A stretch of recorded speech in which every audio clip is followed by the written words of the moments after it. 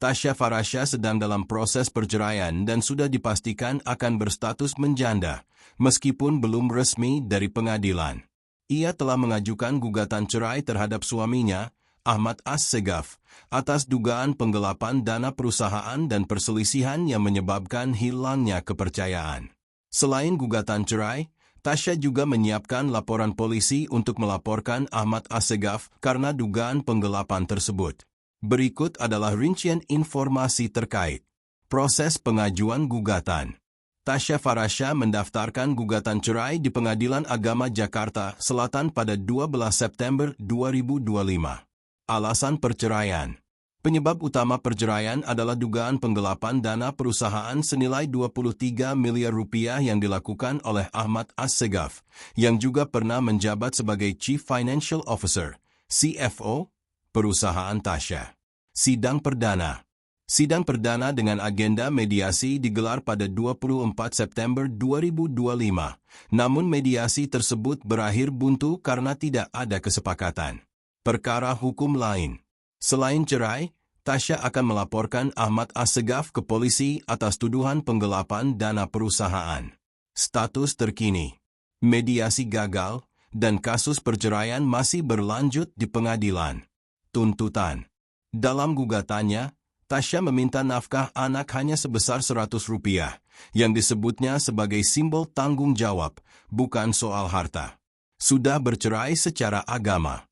Kuasa hukum Tasya menyatakan bahwa secara agama, keduanya sudah berpisah dan tidak lagi sebagai suami istri, bahkan sebelum gugatan resmi diajukan. Pagi itu, langit Jakarta berwarna abu-abu. Awan menggantung rendah, seolah ikut menanggung berat hatiku. Di tanganku, masih terasa dinginnya pegangan pena hakim yang baru saja kububuhkan, tanda tangan terakhir di berkas perceraian. Seketika, gelar baru melekat di pundakku, janda muda. Dua kata yang selama ini hanya kusangka akan menempel pada kisah orang lain, kini menempel erat pada hidupku.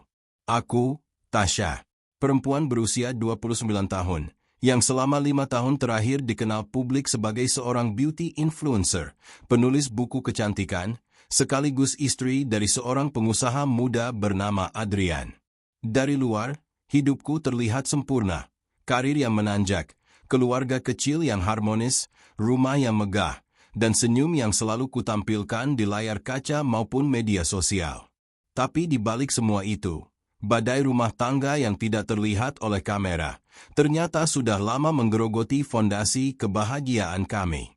Saat melangkah keluar dari gedung pengadilan agama di kawasan Jakarta Selatan, kakiku terasa berat. Kilatan kamera beberapa wartawan menyambarku. Mereka tahu siapa aku, dan mereka haus akan cerita jatuh bangunnya seorang publik figur. Aku memilih untuk tidak berkata apa-apa. Senyum tipis kutampilkan, meski di dalam dadaku ada pertempuran antara lega dan hancur. Sahabatku sejak SMA, Maya, sudah menungguku di luar. Ia berdiri dengan kacamata hitam besar, mencoba menyembunyikan matanya yang jelas-jelas penuh iba padaku. Begitu aku menghampirinya, ia langsung merangkul bahuku. "Ayo pulang, Tas. Kamu butuh istirahat," katanya lembut.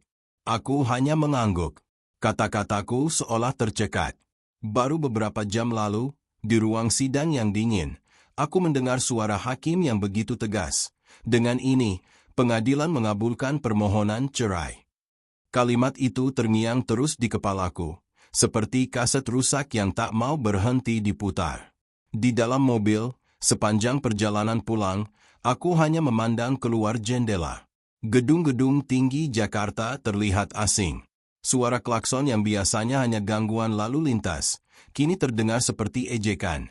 "Lihat, hidupmu sudah berubah, Tasya." Sesampainya di apartemenku yang baru, sebuah unit di bilangan Kuningan yang kubeli jauh sebelum menikah, aku langsung terduduk di sofa. Apartemen itu modern, luas, dengan jendela kaca besar yang menampilkan pemandangan gedung-gedung. Tapi hari itu, semuanya terasa kosong.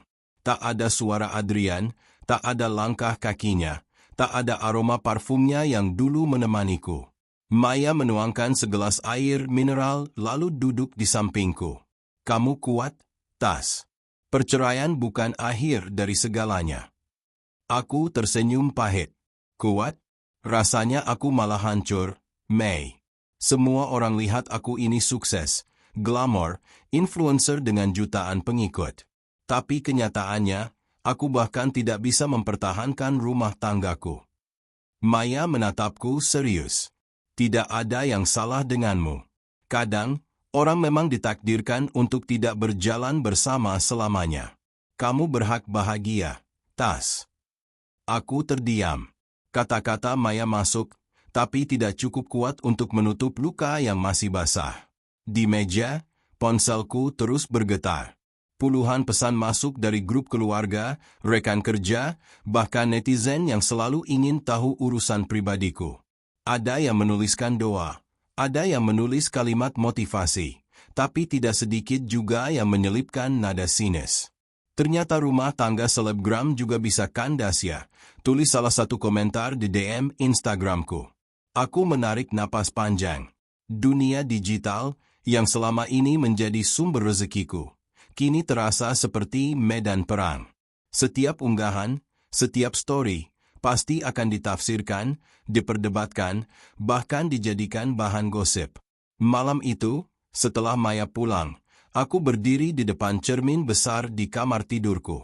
Di hadapanku, seorang perempuan dengan riasan tipis, mata sembab, dan bibir yang bergetar menahan tangis. Ini aku sekarang, gumamku pelan. Aku, Tasya, janda muda. Perasaan itu aneh, campuran antara takut, malu, sekaligus bebas. Takut akan pandangan orang, malu pada keluarga, tapi juga bebas karena akhirnya lepas dari pertengkaran yang tak ada ujungnya. Ku kenang kembali bagaimana aku dan Adrian bertemu 5 tahun lalu di sebuah acara fashion show. Ia menatapku dengan penuh pesona, mengulurkan tangan, dan sejak saat itu, kisah kami seperti dongeng modern, beauty influencer bertemu pengusaha sukses. Semua orang menganggap kami pasangan sempurna. Tetapi dongeng itu retak oleh perbedaan yang tak bisa disatukan, ambisi, waktu, dan dunia yang sama-sama keras. Kini, aku harus memulai lagi dari awal. Tidak sebagai istri seseorang, tapi sebagai diriku sendiri. Aku duduk di meja kerja, menyalakan laptop, membuka draft naskah untuk video YouTubeku berikutnya. Di sana tertulis, self-love setelah kehilangan. Mataku berkaca-kaca. Mungkin inilah jalanku. Jika dunia menatapku sebagai sosok yang gagal mempertahankan pernikahan, maka aku akan menjawab dengan karya.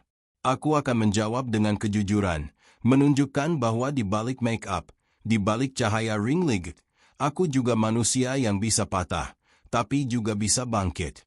Hari itu, aku menutup laptopku, berbaring di tempat tidur, dan memandang langit malam Jakarta dari balik jendela. Bintang-bintang samar terlihat di balik lampu kota. Aku tahu, besok perjalanan baru akan dimulai. Perjalanan seorang Tasya, bukan lagi sebagai istri Adrian, tapi sebagai perempuan yang harus menemukan kembali makna hidupnya. Dan dengan berani, aku berbisik pada diriku sendiri. Ini bukan akhir. Ini hanyalah awal dari babak baru. Bayangan di balik ring light. Pagi itu, alarm di ponselku berbunyi nyaring. Aku membuka mata dengan berat. Tubuhku masih lelah karena semalam sulit tidur. Pikiran tentang status baruku sebagai janda muda terus menghantui, bahkan dalam mimpi. Aku beranjak dari ranjang, menarik tirai kamar, membiarkan cahaya matahari masuk menembus kaca jendela apartemen. Gedung-gedung tinggi Jakarta menyambutku, namun terasa dingin dan asing. Di meja kerja, ring light sudah berdiri tegak. Alat yang biasanya menjadi sahabatku dalam bekerja, kini terasa seperti sorotan lampu interogasi. Apa aku siap tampil lagi di depan kamera? Apa aku siap menampilkan senyum, sementara hatiku masih koyak? Pertanyaan itu terus berputar di kepalaku. Ponselku bergetar. Notifikasi Instagram penuh dengan komentar netizen. Ada yang menyemangati, ada yang mendoakan, tapi tak sedikit yang menohok. Cantik sih, tapi gagal jaga rumah tangga. Pantas aja cerai, sibuk kerja terus. Coba kalau lebih nurut sama suami, pasti nggak bakal gini. Mataku panas. Tanganku gemetar menahan amarah. Bagaimana orang-orang bisa begitu mudah menghakimi tanpa tahu apa yang sebenarnya terjadi? Mereka tidak pernah hadir saat aku menangis sendirian di kamar, atau saat pertengkaran panjang merobek hatiku malam demi malam. Mereka hanya melihat potongan kecil dari hidupku, lalu merasa berhak menyimpulkan segalanya. Aku ingin menutup semua akun media sosial, pergi jauh, dan hidup tenang tanpa sorotan. Tapi di sisi lain, aku tahu, karierku ada di sana. Hidupku selama ini berputar di dunia digital. Brand kecantikan, kontrak iklan, kerjasama dengan perusahaan besar. Semua bergantung pada kehadiranku di dunia maya. Dengan napas panjang, aku memutuskan untuk menyalakan kamera. Aku menata meja rias, menyusun palet eyeshadow, foundation, dan lipstick dengan rapi. Seolah-olah jika semuanya tertata indah, hatiku juga akan ikut rapi. Aku duduk, menatap bayanganku di cermin. Mata yang sedikit sembab, kulit yang kusam karena kurang tidur. Aku mulai mengoleskan foundation, menutup noda-noda kecil. Setiap kali kuusap brush di wajahku, ada perasaan aneh. Seakan-akan aku sedang berusaha menutupi bukan hanya kekurangan fisik, tapi juga luka yang tak terlihat. Kamera menyala. Senyum tipis kulontarkan. Hi guys, it's me, Tasha. Hari ini aku mau sharing tentang. Suara itu terdengar kaku. Aku mencoba lagi. Senyum lebih lebar, suara lebih ceria. Tapi tetap saja ada retakan. Aku berhenti, menarik napas dalam-dalam. Air mata tiba-tiba mengalir, merusak riasan yang baru setengah jadi. Aku mematikan kamera. Aku nggak bisa, belum sekarang, gumamku lirih. Di tengah kerapuhan itu, ponselku kembali bergetar. Kali ini pesan dari ibuku. Nak, Mama sudah baca berita. Kamu nggak perlu takut. Pulanglah kapan saja kalau merasa lelah. Rumah selalu terbuka untukmu. Air mataku semakin deras. Kata-kata sederhana dari ibu terasa seperti pelukan hangat yang selama ini kucari. Tapi aku juga merasa malu. Bagaimana mungkin aku, perempuan dewasa yang dikenal kuat, kembali pulang dengan membawa kegagalan? Sore harinya, Maya datang lagi. Sahabatku itu memang selalu peka. Ia membawa sekotak makanan favoritku, sate ayam lengkap dengan lontong dan sambal kacang. Kamu harus makan. Jangan sampai kamu jatuh sakit, katanya sambil membuka bungkusan. Aku menatapnya dengan lelah. Mei, aku nggak tahu harus gimana. Rasanya semua orang nungguin aku jatuh lebih dalam. Maya meletakkan garpu, menatapku dalam. Kalau mereka menunggu kamu jatuh, tunjukkan kalau kamu bisa berdiri. Jangan biarkan komentar mereka jadi kebenaran. Kamu yang pegang kendali, bukan mereka. Aku terdiam. Kata-kata itu menamparku. Malam itu, setelah Maya pulang, aku duduk sendirian di balkon apartemen. Lampu-lampu kota Jakarta berkelap-kelip seperti bintang yang jatuh ke bumi. Angin malam berhembus lembut, membawa aroma hujan yang baru saja reda. Aku memegang segelas teh hangat, mencoba menenangkan diri. Dalam hati, aku tahu satu hal, aku tidak bisa selamanya bersembunyi. Dunia menuntutku untuk kembali, tapi kali ini aku ingin kembali dengan jujur. Bukan hanya menampilkan tutorial makeup atau tips kecantikan, tapi juga menampilkan diriku apa adanya, dengan segala luka dan keberanian. Keesokan paginya, aku kembali duduk di depan kamera. Kali ini aku tidak menata wajah dengan riasan sempurna. Aku hanya mengenakan sweater sederhana, rambutku diikat seadanya. Kamera menyala, dan aku menatap lensa dengan mata yang masih menyimpan sisa air mata. Hai guys, ini video yang berbeda dari biasanya. Hari ini aku nggak mau ngajarin makeup, aku cuma mau cerita. Beberapa dari kalian mungkin sudah dengar kabar kalau aku sekarang resmi single. Iya, aku dan suamiku sudah berpisah. Dan jujur, ini bukan hal yang mudah buatku. Tapi aku percaya, kita semua berhak bahagia. Bahkan setelah kehilangan. Suaraku bergetar, tapi aku terus berbicara. Aku menceritakan rasa sakit, rasa takut, dan bagaimana aku berusaha bertahan. Aku tidak tahu bagaimana respons orang nanti, tapi aku merasa lega. Untuk pertama kalinya setelah sekian lama, aku bisa jujur, tanpa harus menutupi dengan bedak atau lipstik. Setelah video itu kuunggah, aku menutup laptop, berbaring di ranjang, dan membiarkan diriku tertidur. Esok harinya, notifikasi membanjir. Ribuan komentar masuk. Aku menatap layar dengan jantung berdebar. Tapi kali ini berbeda. Ada begitu banyak pesan dukungan. Kak Tasya, terima kasih sudah jujur. Aku juga lagi ngalamin hal yang sama. Kamu inspirasi banget. Ternyata nggak semua selebgram fake. Semoga Kak Tasya bahagia selalu. Kita support terus. Aku tersenyum. Untuk pertama kalinya setelah berpisah, aku merasa tidak sendirian. Di balik ring league, aku menemukan cahaya baru. Bukan hanya cahaya yang membuat wajahku terlihat cantik, tapi cahaya yang mengingatkanku bahwa luka bisa jadi kekuatan, dan kejujuran bisa jadi awal dari penyembuhan. Hari itu, aku berjanji pada diriku sendiri, aku akan bangkit, perlahan, tapi pasti. Suara keluarga, suara dunia. Hari Minggu itu, aku duduk di kursi belakang mobil, memandangi jalan tol menuju Bandung. Jalanan agak lengang, mungkin karena masih pagi. Sopir yang kukontrak, Pak Darto, menyetir dengan tenang sambil sesekali menyalakan radio. Maya duduk di sampingku, sibuk membuka-buka ponselnya, seolah tak ingin aku merasa sendirian dalam perjalanan ini. Aku pulang ke rumah orang tuaku setelah sekian lama. Setelah berita perceraian itu mencuat, aku memang belum berani menghadapi keluarga besar. Ibuku sudah berkali-kali menyuruhku pulang, tapi selalu kutunda dengan alasan pekerjaan. Sebenarnya bukan pekerjaan, melainkan rasa takut. Takut melihat kekecewaan di mata mereka. Takut mendengar kalimat-kalimat yang mungkin menusuk hatiku. Mobil akhirnya berhenti di depan rumah keluarga di kawasan Lembang.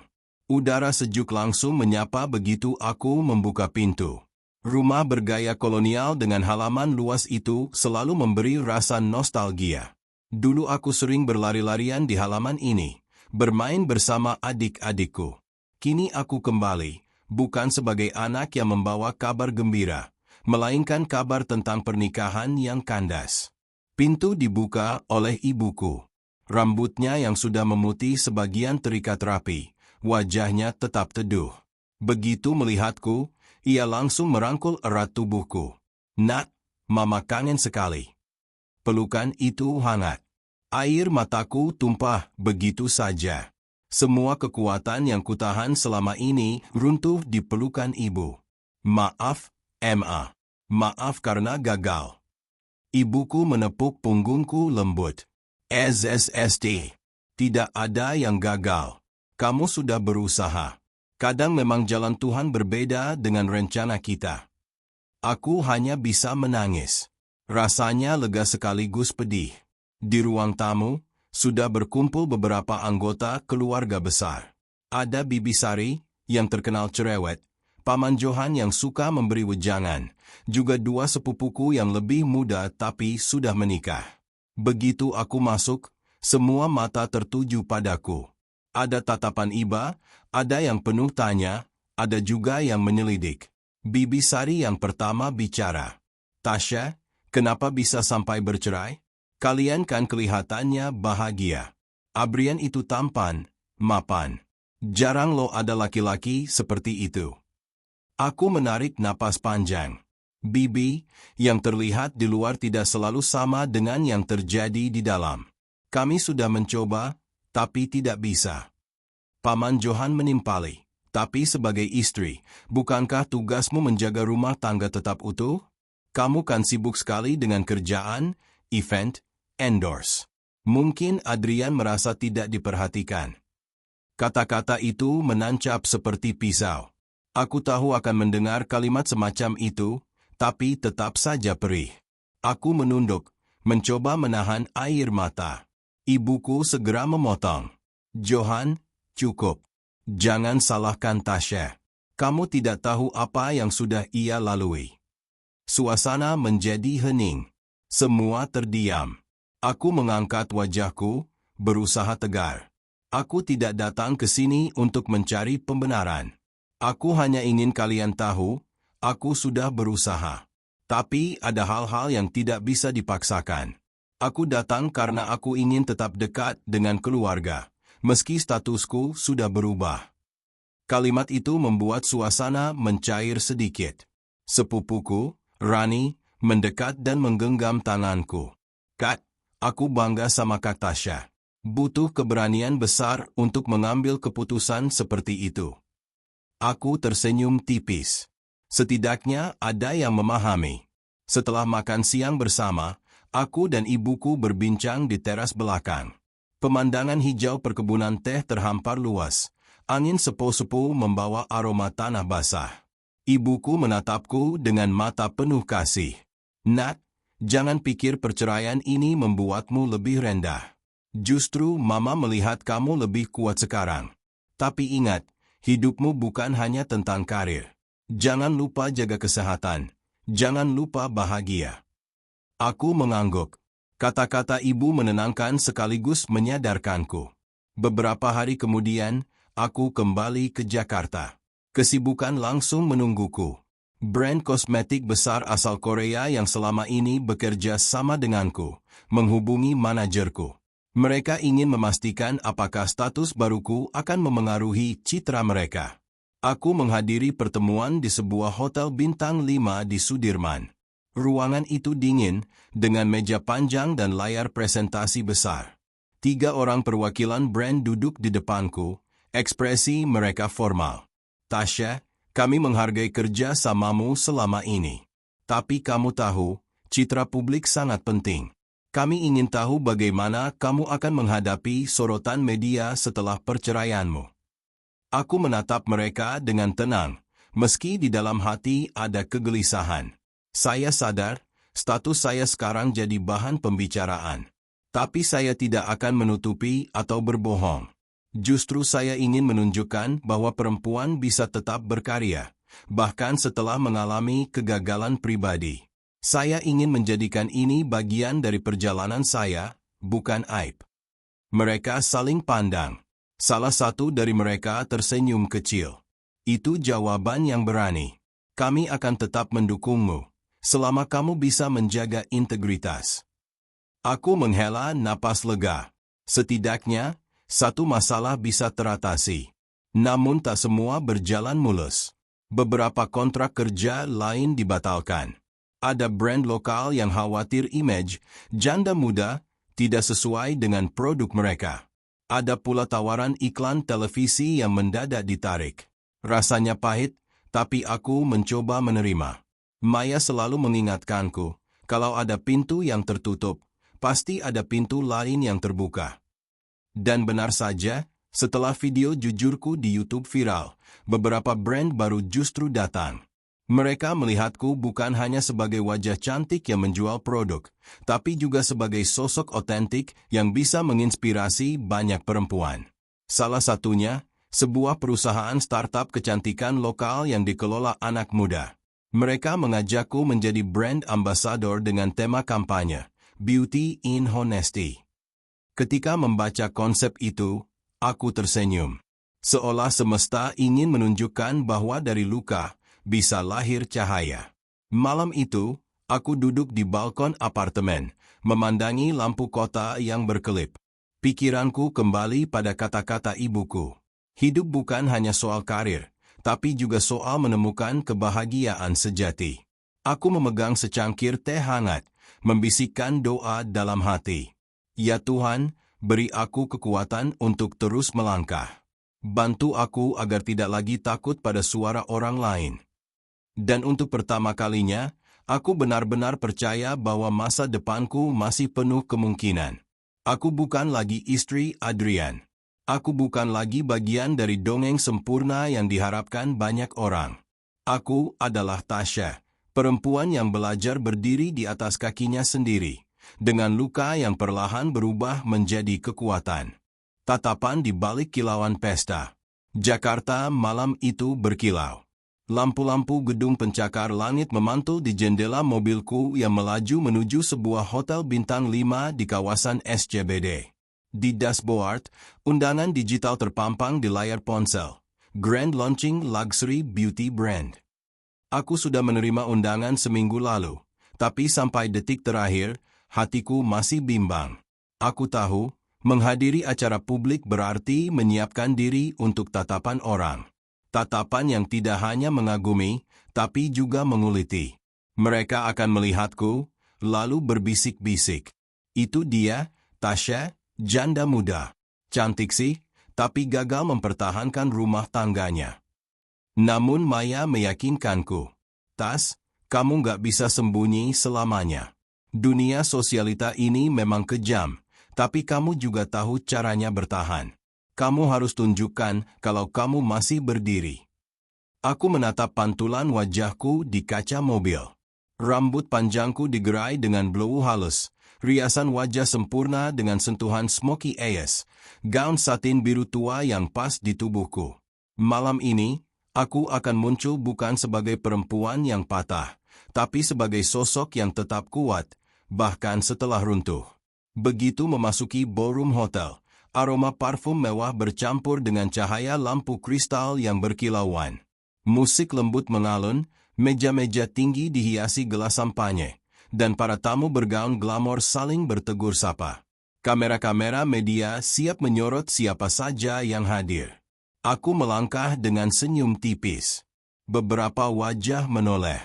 Ada yang tersenyum ramah, ada yang memberi anggukan singkat, tapi aku bisa merasakan bisikan-bisikan kecil di belakangku. Tuh, itu kan Tasha. Sendirian. Katanya jerai sama Adriannya, sayang banget, padahal cocok banget. Jangan-jangan dia yang salah. Aku pura-pura tidak mendengar, meski telingaku panas. Di dunia ini, kabar buruk menyebar lebih cepat daripada parfum mahal. Seorang rekan influencer, Clara, menghampiriku. Ia tersenyum lebar, memelukku singkat. Tasha, kamu cantik sekali malam ini. Aku senang kamu datang. Kamu tahu kan, semua orang penasaran sama kamu. Aku hanya tertawa kecil. Ya, aku bisa merasakannya. Clara menatapku penuh arti. Biarin aja, Tas. Mereka bicara karena mereka tidak bisa jadi kamu. Kamu punya sesuatu yang mereka nggak punya. Keberanian untuk jujur. Ucapan itu seperti balsam di hati. Setidaknya masih ada orang yang melihatku dengan mata jernih. Acara berjalan meriah. Presenter naik panggung, memperkenalkan produk baru dengan cahaya lampu yang menari. Semua orang bertepuk tangan, kamera berkilat. Aku berdiri di dekat panggung, mencoba menikmati suasana. Tiba-tiba, mataku bertemu dengan sosok yang tak asing. Adrian. Ya, mantan suamiku berdiri di seberang ruangan, mengenakan jas hitam rapi, wajahnya tetap tampan seperti dulu. Ia bersama beberapa rekan bisnis, tertawa kecil sambil berbicara. Jantungku berdegup kencang. Rasanya seperti waktu berhenti. Untuk sesaat, semua kenangan menyerbu. Malam-malam makan malam berdua, perdebatan kecil yang berakhir dengan tawa, juga pertengkaran panjang yang merobek jiwa. Semua terputar dalam hitungan detik. Adrian menyadari keberadaanku. Pandangan kami bertemu. Hanya sebentar, lalu ia mengalihkan tatapan. Seakan aku hanyalah orang asing di tengah pesta. Aku menarik napas panjang. Ada rasa perih, tapi juga ada kelegaan. Inilah kenyataannya sekarang. Kami tidak lagi saling memiliki. Maya yang selalu setia mendampingi, menepuk lenganku. Kamu gak apa-apa. Aku tersenyum hambar. Aku baik-baik saja. Ini hanya bagian dari kenyataan yang harus kuhadapi. Sepanjang malam, aku berusaha tetap tegar. menjawab pertanyaan media dengan kalimat singkat, berfoto dengan tamu undangan lain, dan menjaga senyum tetap terpampang di wajah. Tapi begitu acara usai, begitu lampu ballroom mulai redup, aku merasa semua energi terkuras habis. Keesokan harinya, wajahku terpampang di beberapa portal berita hiburan online. Tasya hadir glamor di acara brand kecantikan, usai resmi jadi janda. Tatapan pertama Tasya dan Adrian di publik, canggung tapi elegan. Komentar netizen kembali membanjiri. Ada yang mendukung, ada yang sinis. Salut, tetap cantik meski udah cerai. Pantes aja tampil all out, biar nyeselin mantan kali ya. Wanita karir emang begitu, makanya rumah tangga berantakan. Aku menatap layar ponsel dengan campuran emosi. Ada sakit, ada lelah, tapi juga ada tekad. Jika aku biarkan komentar ini mengendalikan diriku, aku akan hancur. Tapi jika kuubah mereka menjadi bahan bakar, mungkin aku bisa semakin kuat. Aku pun menulis sebuah caption di Instagram, mengunggah fotoku di acara semalam. Kadang hidup membawa kita ke jalan yang tidak pernah kita rencanakan. Tapi bukan berarti kita berhenti bersinar. Terima kasih untuk semua dukungan. Aku belajar bahwa kekuatan sejati adalah ketika kita tetap berdiri, meski dunia ingin melihat kita jatuh. Postingan itu langsung meledak. Ribuan komentar membanjiri, sebagian besar memberikan dukungan. Banyak perempuan yang menulis cerita mereka sendiri di kolom komentar, bagaimana mereka juga pernah jatuh, pernah ditinggalkan, tapi tetap bertahan. Aku membaca satu persatu, hatiku hangat. Ternyata, kejujuranku bukan hanya untuk diriku sendiri, tapi juga untuk orang lain. Beberapa minggu kemudian, aku kembali menerima undangan pesta, kali ini dari sebuah majalah fashion ternama. Aku sempat ragu, tapi akhirnya memutuskan hadir.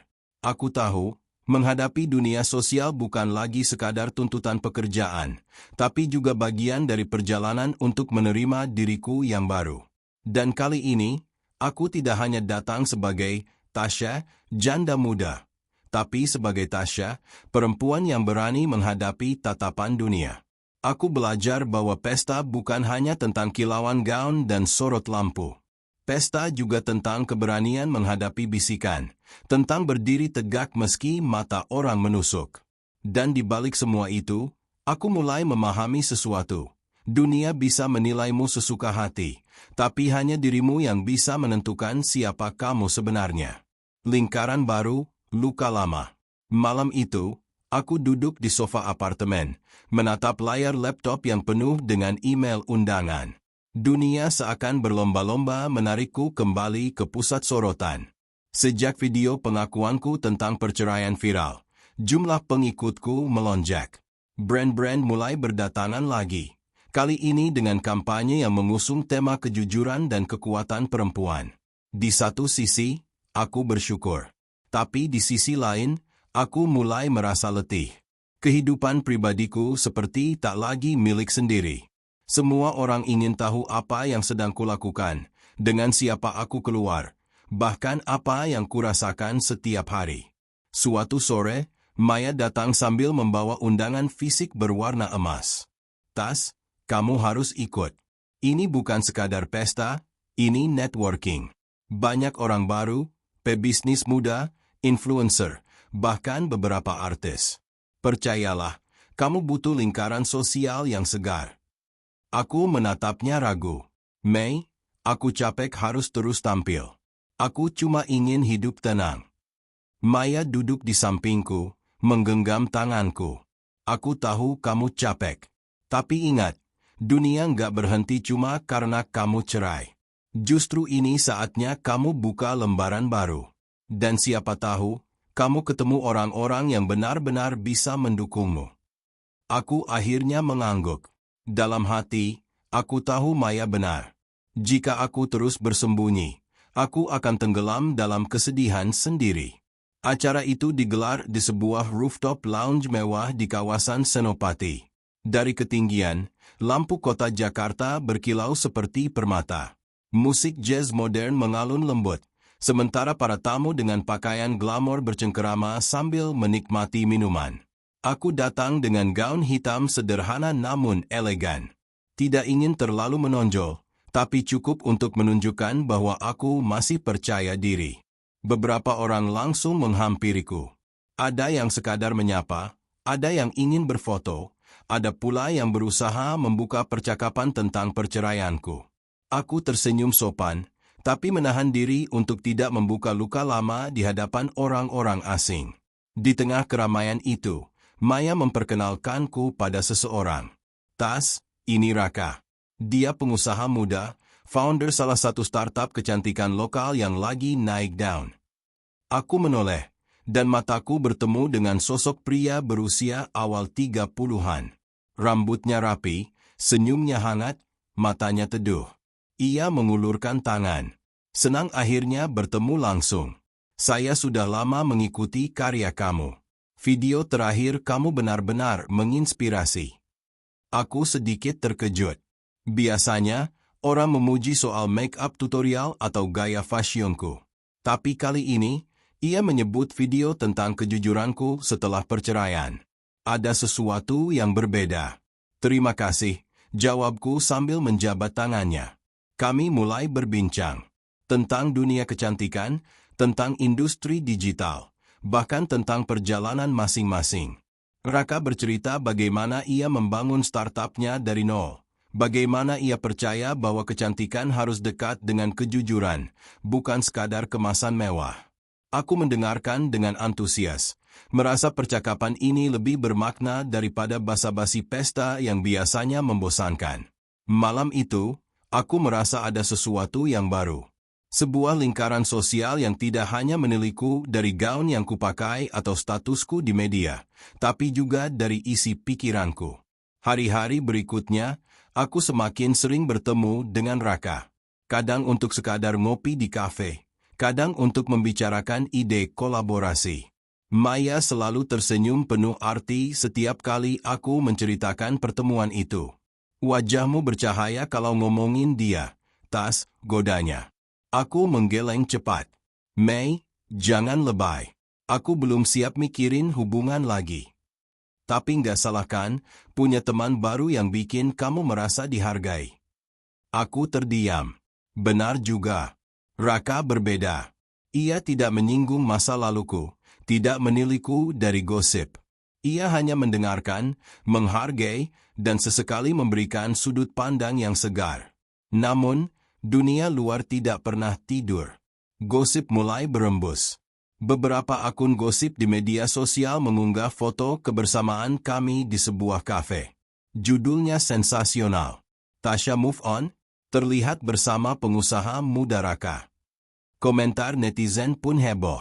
Cepat banget move on, baru juga cerai. Pantesan cerai, ternyata udah ada yang lain. Tasya emang gak bisa hidup tanpa pria kayaknya. Aku memandang layar ponsel dengan dada sesak. Rasanya tidak adil. Aku hanya berteman, tapi orang lain sudah membuat cerita sendiri. Aku menghubungi Raka. Maaf, aku nggak bermaksud bikin kamu kena gosip kayak gini. Raka tertawa kecil di seberang telepon. Tasya, aku sudah terbiasa dengan media. Lagi pula, aku nggak peduli apa yang mereka bilang. Yang penting, kita tahu kebenarannya. Jawaban itu menenangkan, tapi tidak menghapus rasa takutku. Dunia ini bisa kejam, dan aku tidak ingin menyeret orang lain ke dalam badai yang kualami. Di sisi lain, karierku mulai menemukan bentuk baru. Bersama Raka dan timnya, aku ikut terlibat dalam kampanye Beauty in Honesty. Kami menggelar workshop kecil, mengundang perempuan muda untuk belajar makeup sambil berbagi cerita tentang perjalanan hidup mereka. Di salah satu workshop, seorang gadis bernama Dinda mendekat padaku. Matanya berkaca-kaca. Kak Tasya, terima kasih sudah berani cerita. Aku juga baru putus dari tunangan, dan aku merasa hancur. Tapi lihat kakak bisa tetap berdiri, bikin aku yakin aku juga bisa. Aku memeluknya erat. Saat itu, aku sadar, mungkin memang inilah jalanku. Dari luka yang kubawa, Aku bisa memberi kekuatan untuk orang lain. Namun, semakin aku melangkah maju, semakin banyak tantangan yang muncul. Suatu malam, aku menerima pesan singkat dari nomor tak dikenal. Berhenti sekuat. Kamu cuma bikin malu keluarga. Jangan bawa-bawa orang lain dalam drama hidupmu. Aku terdiam, menatap layar dengan tangan bergetar. Pesan itu seperti hantaman keras, mengingatkanku pada luka yang masih menganga. Aku tidak tahu siapa pengirimnya, tapi aku tahu bahwa semakin aku bersinar, semakin banyak pula yang ingin memadamkanku. Aku menutup ponsel, menatap diriku di cermin. Untuk sesaat, aku ingin kembali sembunyi. Tapi kemudian aku mengingat wajah Dinda, senyum ibuku, dukungan Maya, dan kata-kata Raka. Aku menghela napas panjang. Tidak. Aku tidak boleh kalah. Aku sudah terlalu jauh untuk mundur. Malam itu, aku menulis di jurnal pribadiku. Aku akan terus berjalan, meski jalannya penuh bayangan. Karena aku tahu, cahaya hanya bisa terlihat jika ada gelap yang mengelilingi. Dan dengan itu, aku menutup buku, meletakkannya di meja, lalu menatap langit Jakarta yang tak pernah tidur. Di dalam hati, aku tahu, lingkaran baruku sudah mulai terbentuk. Ada dukungan tulus, ada harapan baru. Tapi juga ada bayangan lama yang masih mencoba menghantuiku. Perjalananku belum selesai. Bahkan mungkin baru saja dimulai. Bayangan dalam keluarga. Pagi itu, udara terasa berat. Matahari Jakarta yang biasanya penuh semangat justru seakan menyorotiku dengan sinar menyilaukan yang membuatku ingin kembali bersembunyi di balik tirai kamar. Aku baru saja membuka mata ketika ponselku bergetar bertubi-tubi. Puluhan notifikasi dari grup keluarga memenuhi layar. Kakakku, Dina, mengirimkan tautan berita online. Judulnya mencolok. Tasya, sang influencer janda muda, diduga sudah punya kekasih baru. Di bawah judul itu, terpampang foto diriku sedang tersenyum bersama Raka di acara workshop. Tidak ada yang salah dengan foto itu. Tapi caption media menuliskan seolah aku sudah move on terlalu cepat, seolah aku haus perhatian. Aku menarik napas panjang, membaca komentar-komentar keluargaku. Dina menulis, "Tas, ini makin jadi bahan omongan. Mama malu, keluarga jadi kena imbas." Pamanku menambahkan, "Kenapa kamu nggak lebih hati-hati? Dunia maya itu kejam. Jangan bikin kami susah." Aku menutup ponsel dengan tangan gemetar. Perasaan campur aduk menyeruak. Marah, sedih, sekaligus kecewa. Seakan-akan aku yang harus menanggung semua beban, sementara mereka hanya menonton dari jauh dan memberi penilaian. Siang itu aku memutuskan menemui Mama di rumah keluarga kami di kawasan Rawamangun. Rumah besar bercat putih itu menyimpan banyak kenangan. Dulu, halaman depannya adalah tempat aku bermain sepeda, tempat Mama selalu menungguku pulang sekolah dengan senyum hangat. Tapi kali ini, langkahku terasa berat ketika melewati pintu pagar. Mama duduk di ruang tamu, mengenakan kebaya sederhana. Tatapannya tajam, berbeda dari kelembutan yang biasa kutemui. "Tasya," ucapnya pelan tapi penuh tekanan, "kenapa kamu tidak bisa lebih menjaga diri?" Aku duduk di hadapannya, mencoba menahan emosi. "Ma, aku tidak melakukan kesalahan. Aku hanya berteman dengan Raka, media yang membesar-besarkan." Mama menghela napas panjang. "Tapi kamu tahu orang-orang tidak akan percaya begitu saja. Buat mereka, seorang janda muda harus menjaga citra. Setiap langkahmu diawasi. Dan sekarang, semua orang membicarakan keluarga kita." Mama tidak kuat menerima telepon dari tante-tante dan kerabat yang terus bertanya. Aku terdiam, merasakan amarah bercampur luka. Jadi, Emma lebih peduli pada omongan orang daripada kebahagiaanku. Tatapan Mama melembut sedikit, tapi suaranya tetap keras. "Mama hanya ingin kamu tidak semakin terluka. Dunia ini kejam, Tasya. Mereka akan menggunakan masa lalumu untuk menjatuhkanmu. Kamu harus lebih hati-hati." Air mataku menetes. Aku ingin berteriak, ingin mengatakan bahwa aku juga manusia yang butuh hidup, bukan hanya simbol kehormatan keluarga. Tapi aku menahan diri. Aku tahu Mama berbicara dari rasa takut, meski caranya melukai. Malam harinya, aku kembali ke apartemen dengan hati yang rapuh. Maya sudah menungguku dengan wajah cemas. Aku lihat berita itu, Tas. Kamu nggak apa-apa. Aku tersenyum pahit. Aku bahkan dipermalukan oleh keluargaku sendiri. Mei. Rasanya aku sendirian melawan dunia. Maya memelukku erat. Kamu nggak sendirian. Ada aku, ada orang-orang yang percaya sama kamu. Jangan biarkan komentar jahat atau gosip murahan merusak dirimu. Aku mengangguk, tapi jauh di dalam hati, aku merasa lelah. Beberapa hari kemudian, badai semakin besar. Salah satu akun gosip populer di Instagram mengunggah bukti bahwa aku dan Raka sedang liburan bersama di Bali. Padahal, foto itu hanya hasil editan. Tapi publik tidak peduli apakah itu benar atau tidak. Komentar netizen semakin kejam. Pantes cerai? Ternyata udah ada cadangan. Influencer cuma bisa jual drama. Hidupnya penuh settingan. Kasihan keluarganya, pasti malu punya anak kayak dia. Aku ingin marah, ingin membela diri, tapi Maya menahanku. Tas, jangan bereaksi. Semakin kamu bicara, semakin mereka punya bahan. Diam bisa jadi jawaban terbaik. Tapi diam bukan hal yang mudah.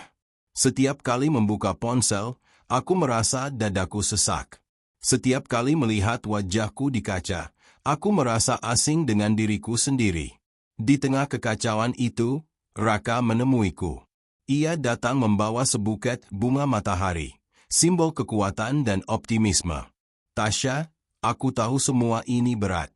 Tapi percayalah, kamu gak harus menghadapinya sendirian.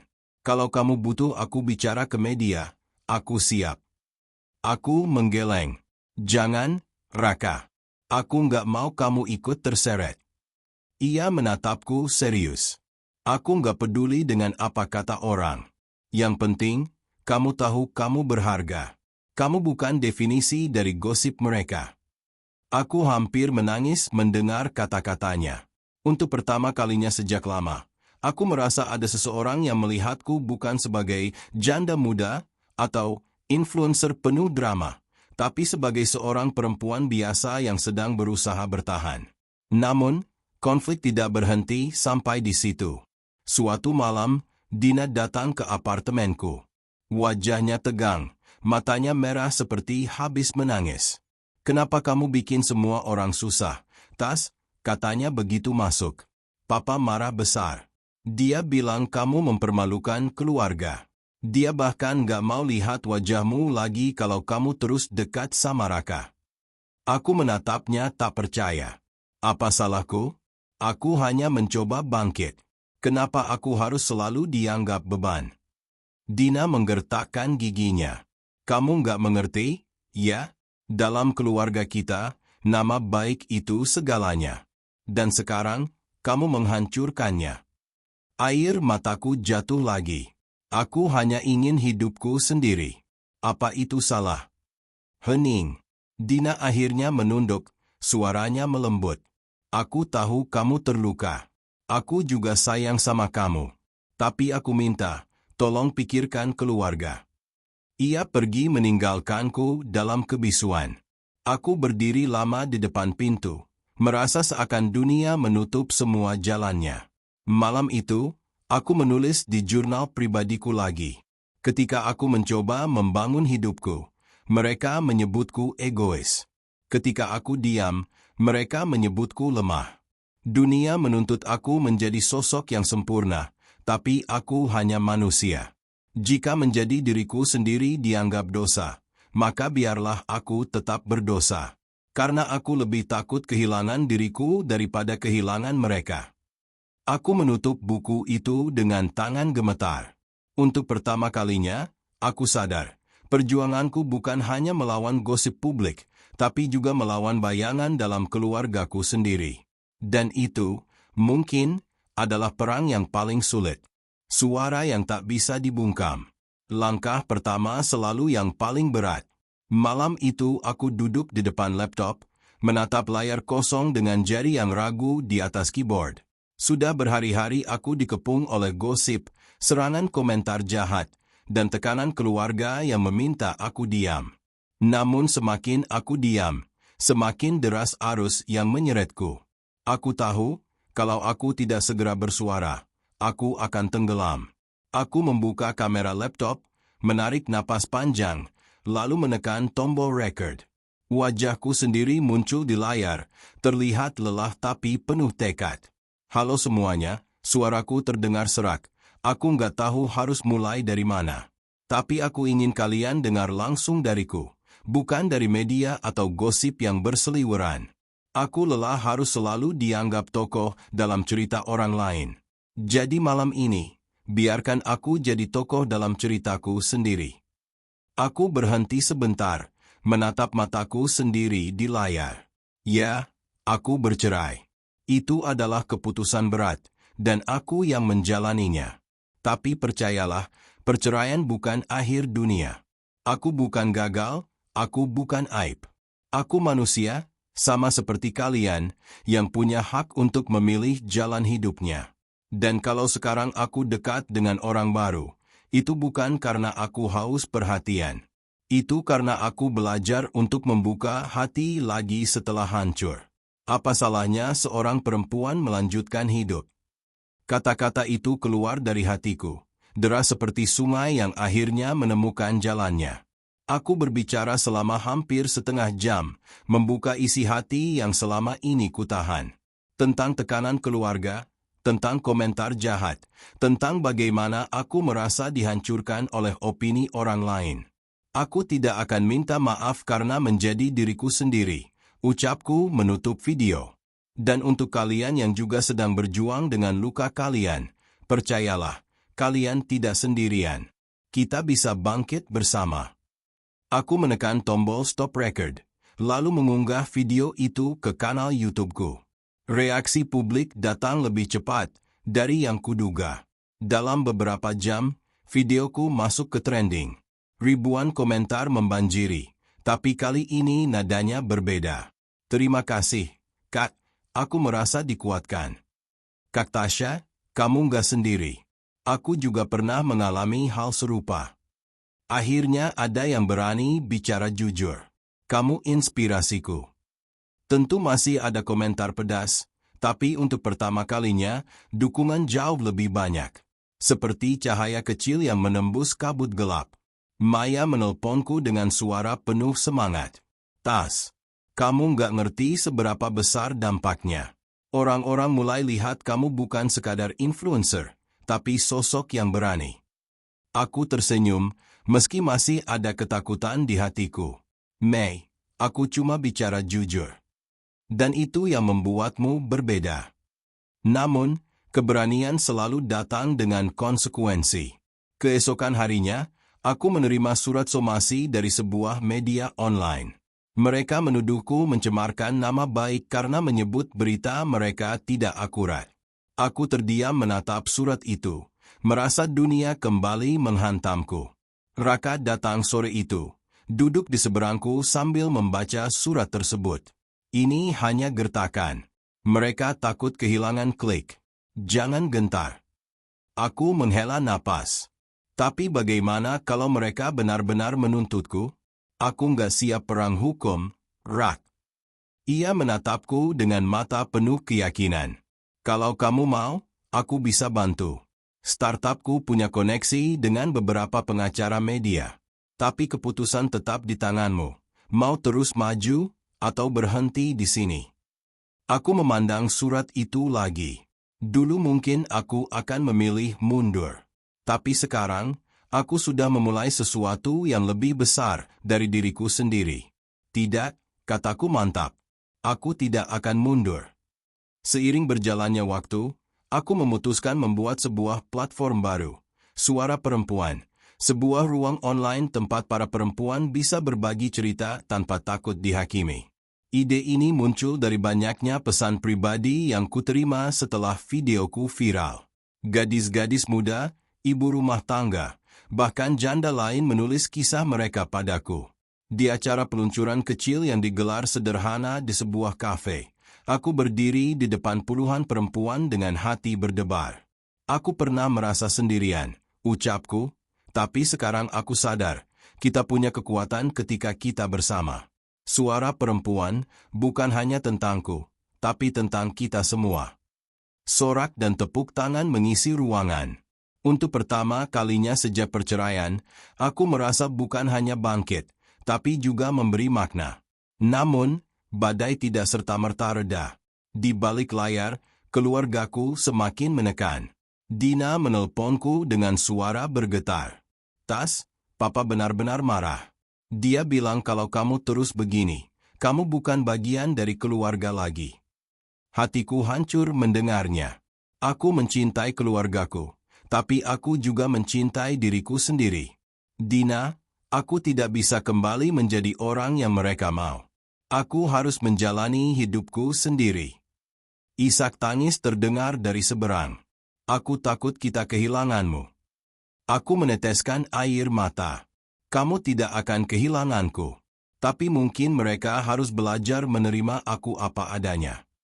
Konflik juga datang dari dunia luar. Akun gosip yang paling vokal menyerangku mulai mempublikasikan foto-foto lama bersama mantan suamiku, mengungkit detail pernikahan kami yang dulu sengaja kututup rapat.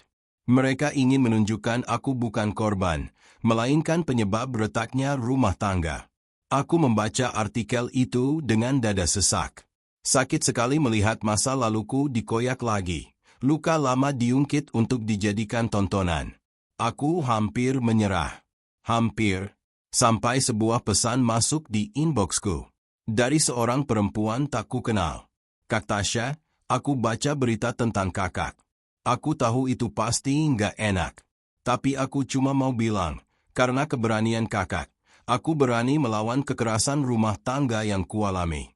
Aku lapor polisi kemarin, dan itu semua karena aku lihat kakak bisa berdiri lagi. Air mataku jatuh seketika. Pesan itu bagai pelita di tengah gelap. Aku menutup laptop, menatap langit malam dari jendela apartemenku. Kalau aku menyerah sekarang, berarti semua perjuanganku sia-sia. Tidak, aku tidak akan menyerah. Malam itu aku menulis lagi di jurnal. Suara mereka bisa lebih keras. Gosip bisa lebih kejam. Bahkan keluargaku bisa menolakku. Tapi selama masih ada satu orang yang mendapat harapan dariku, aku akan terus bicara. Karena ada suara-suara yang tidak boleh dibungkam, dan salah satunya adalah suaraku. Aku menutup buku itu dengan senyum samar. Untuk pertama kalinya, aku merasa langkahku tidak lagi hanya tentang diriku sendiri, tapi tentang ratusan, bahkan ribuan orang lain yang menemukan keberanian melalui ceritaku. Dan meski jalan di depan masih panjang, aku tahu aku sudah memilih arah yang benar. Skandal yang menguji segalanya. Jakarta baru saja diguyur hujan malam itu. Jalanan basah berkilau memantulkan lampu-lampu kota, seperti ribuan mata yang mengintip dari kegelapan. Aku baru selesai mengisi acara talk show di salah satu stasiun televisi swasta, sebuah pencapaian yang membuatku bangga sekaligus cemas. Topiknya tentang keberanian perempuan setelah perceraian, dan aku menjadi salah satu narasumber utama. Saat mobilku melaju pelan menuju apartemen, ponselku terus bergetar. Maya menelpon dengan nada panik. Tas, kamu udah lihat berita? Cepat, buka Instagram. Aku buru-buru membuka aplikasi itu. Jantungku seperti berhenti berdetak ketika melihat unggahan terbaru dari sebuah akun gosip besar. Bukti kebohongan Tasya? Mantan suami angkat bicara. Di bawah judul itu, ada potongan video seorang pria, mantan suamiku, yang duduk diwawancara oleh seorang jurnalis. Wajahnya terlihat dingin, suaranya penuh nada menyalahkan. Tasya selalu ingin terlihat sempurna di depan publik. Dia tidak cerita bagaimana sikapnya yang sebenarnya di rumah.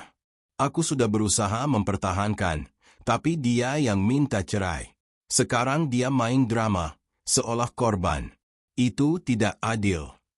Kata-kata itu menusuk jantungku. Aku menatap layar ponsel dengan mata panas. Seluruh tubuhku bergetar.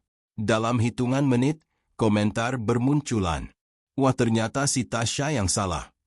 Drama queen banget, semua demi konten. Pantes suaminya nggak tahan, kalau begini kelakuannya. Dunia yang tadi kurasakan mulai berpihak padaku, kini kembali runtuh seketika. Malam itu aku tidak bisa tidur. Ratusan pesan masuk, sebagian mendukung, sebagian menuduhku pembohong. Bahkan beberapa brand yang sempat mengajakku bekerja sama mengirim email untuk menunda kolaborasi sampai situasi mereda. Aku duduk di lantai kamar, memeluk lutut, merasakan air mata membasahi wajah. Maya datang tergesa-gesa, langsung memelukku erat. Tenang, Tas, tenang. Semua ini hanya badai sementara. Tapi mereka percaya padanya. Mei, semua yang sudah aku bangun bisa hancur. Tidak. Orang-orang yang benar-benar percaya padamu nggak akan goyah hanya karena satu video. Aku menggeleng. Mei, kamu tahu mantan suamiku. Dia tahu sisi-sisi rapuhku. Kalau dia buka semua aibku, aku bisa benar-benar habis. Maya menatapku serius. Kalau begitu, saatnya kamu bersiap. Kamu harus lebih kuat dari sebelumnya. Keesokan harinya, Raka datang membawa kabar buruk. Tasya, aku baru dapat info. Ada media yang sedang menyiapkan liputan panjang tentang pernikahanmu. Mereka klaim punya dokumen dan saksi-saksi yang akan menguatkan cerita mantan suamimu. Aku menatapnya dengan wajah pucat. Jadi mereka ingin menghancurkanku sepenuhnya. Raka menggenggam tanganku. Kamu punya dua pilihan. Diam dan berharap badai reda, atau melawan dengan kebenaranmu. Aku terdiam lama. Bagian diriku ingin lari, menghilang dari semua sorotan. Tapi bagian lain tahu aku tidak bisa lagi mundur. Bukan setelah semua perjuangan yang kulalui. Aku akan melawan, kataku lirih. Beberapa hari berikutnya adalah neraka.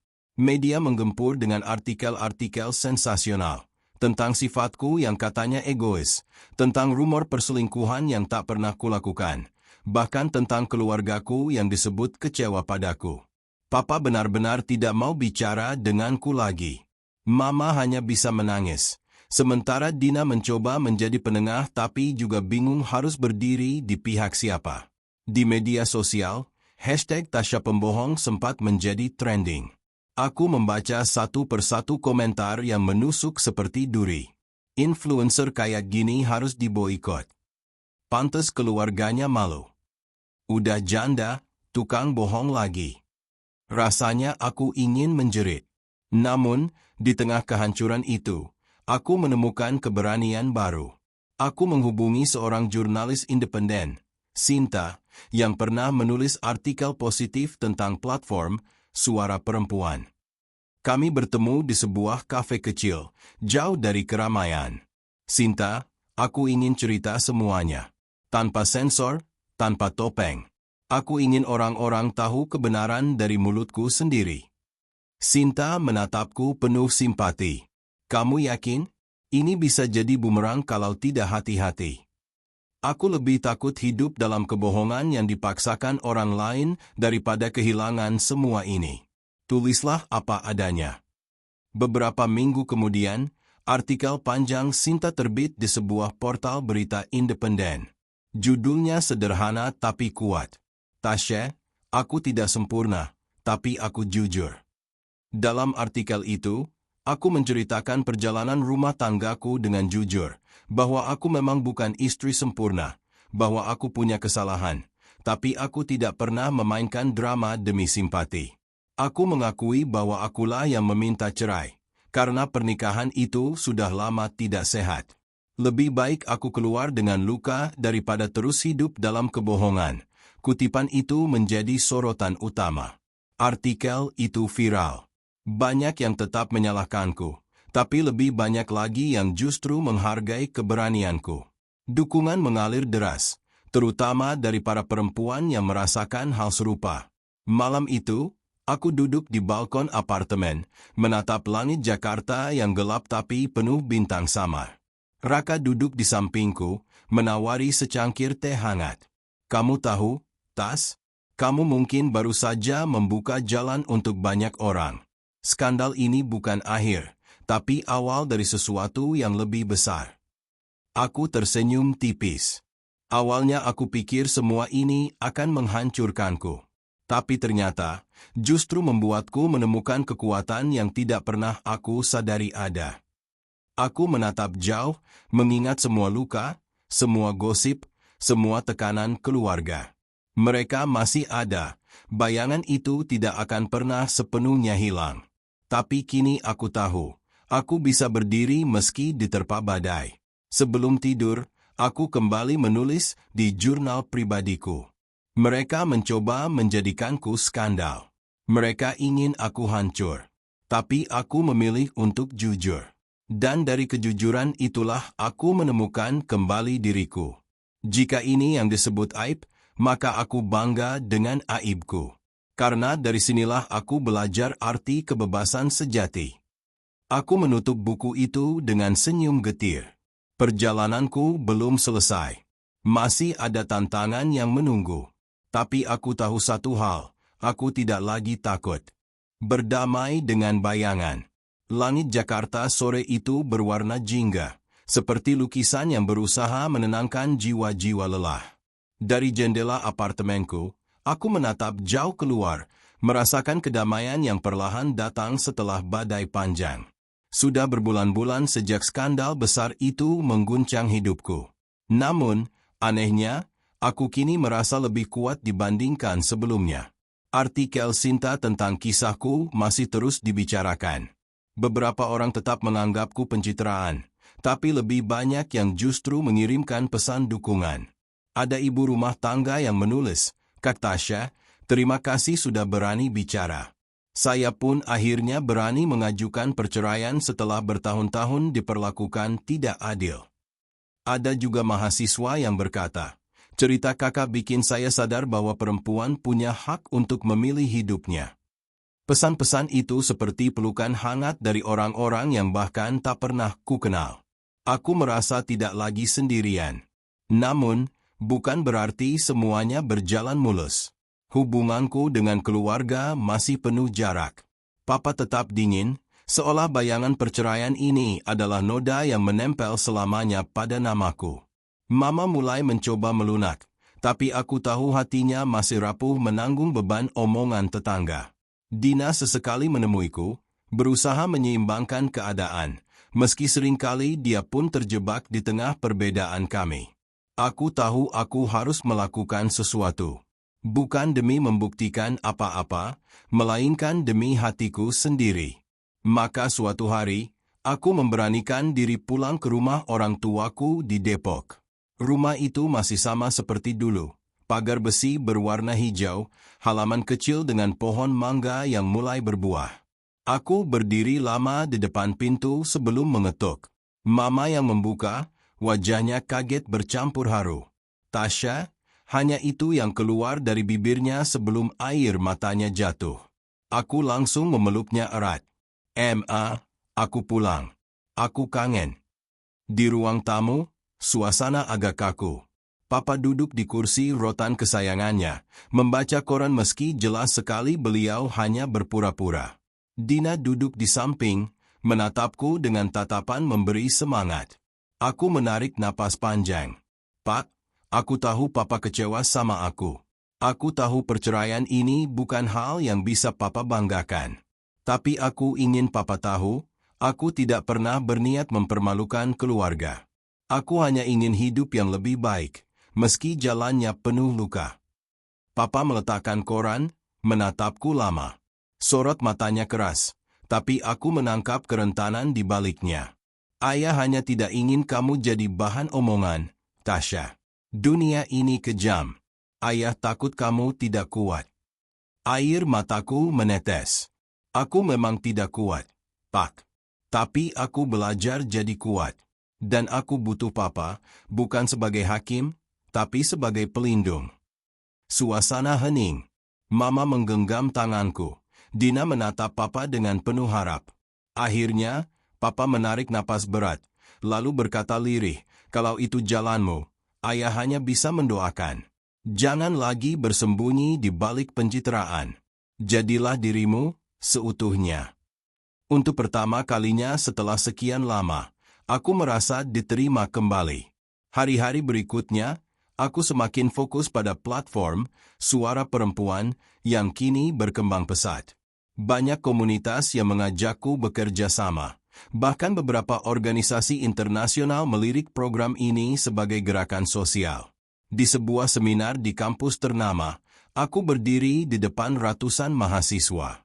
Aku berbicara bukan lagi sebagai selebgram glamor, bukan juga sebagai korban perceraian, melainkan sebagai perempuan yang memilih berdiri di atas kakinya sendiri. Jangan biarkan label mengikat kalian.